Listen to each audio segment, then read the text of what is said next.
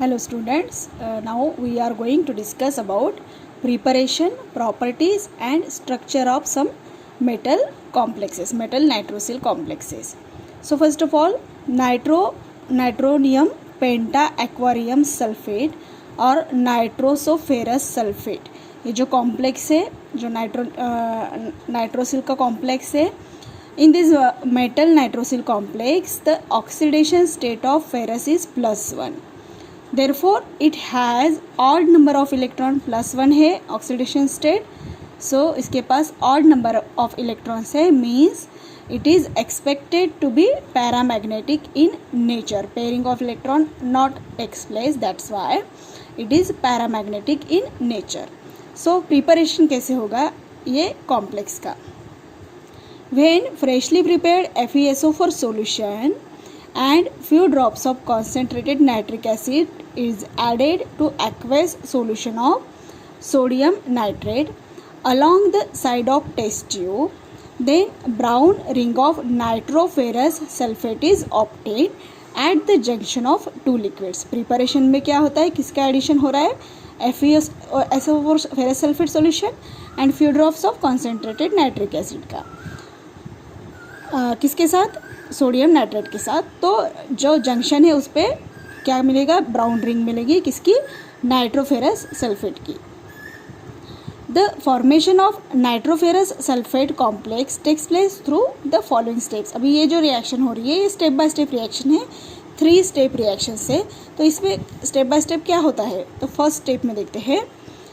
Sodium nitrate reacts with concentrated H2SO4 and produce nitric acid. पहले nitric acid का formation होगा जिसमें sodium nitrate का कॉम्बिनेशन होगा H2SO4 के पास साथ. तो क्या मिलेंगे products, NaHSO4 plus HNO3 nitric acid. वो नाइट्रेट आयन के फॉर्म में अगर लिखेंगे तो इस टाइप का फॉर्मेशन होगा. सेकेंड स्टेप में क्या है, यहाँ नाइट्रिक एसिड मिला है तो सेकेंड स्टेप में क्या है, nitric acid produced in above step oxidize ferrous sulfate to ferric sulfate in the presence of H2SO4.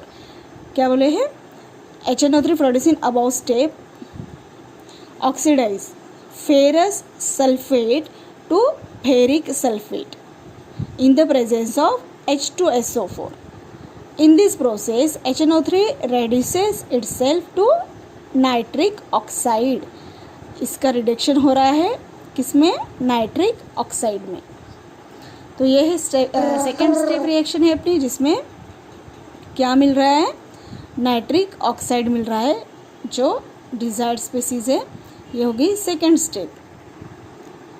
अब थर्ड स्टेप में क्या है, NO produce in above step, that is second step, is absorb by aqueous solution of FeSO4 and brown black ring of FeNOH2O5SO4. इसका नाम क्या है, nitrosonium penta aquo iron sulphate जो complex है, इस फॉर्म एज शोन बिलो. तो इस ये स्टेप में जो डिजायर्ड कॉम्प्लेक्स है जो हमें चाहिए, कौन सा, nitrosonium penta aquo iron sulphate, ये इसका फॉर्मेशन होगा ये थर्ड स्टेप में. तो स्टेप कैसी है फिर, NO plus FeSO4 plus 5H2O. So brown black ring of nitrosonium pentaquo iron sulfate is formed in this state. The brown black ring is due to the Fe to NO bond formation. ये charge जो transfer हो रहा है NO plus से Fe plus को, तो वो charge transfer के बाद bond acquiring in the visible region. जो कलर फॉर्मेशन क्यों होता है, जब विजिबल रीजन में बॉन्ड स्पेक्ट्रा जो है विजिबल रीजन में फॉर्म होता है, तब क्या होता है, वो कॉम्प्लेक्स को कलर फॉर्मेशन मिलता है. तो यहाँ पे जो रिंग ब्लैक ब्राउन रिंग है वो चार्ज ट्रांसफ़र कहाँ से हो रहा है, NO प्लस से Fe प्लस. तो ये कॉम्प्लेक्स की क्या प्रॉपर्टीज़ है, nitrosonium penta aquo iron sulphate is brown in colour. The formation of this complex is very useful in identification of nitrate ion. ये कॉम्प्लेक्स का यूज़ किस में होता है, for the identification of nitrate ion.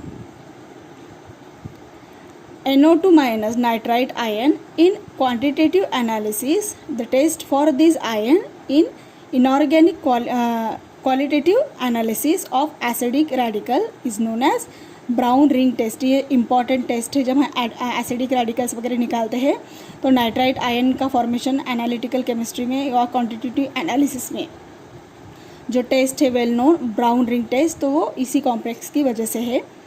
All reaction shown in preparation of nitrosonium penta aqua iron sulphate occur during brown ring test. तो ये 3 step reaction है, important है, जिसमें कौन सा दिखा है अपने अभी, nitrosonium penta aqua iron sulphate का।